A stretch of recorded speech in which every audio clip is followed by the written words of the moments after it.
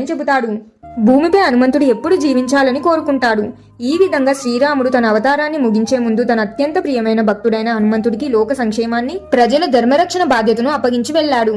అందుకే ఇంకా హిమాలయాలలో హనుమంతుడు ఇప్పటికీ నివసిస్తున్నారని, భక్తులకు కనపడకుండా ఉన్నారని హిందూ పురాణాలు చెబుతాయి.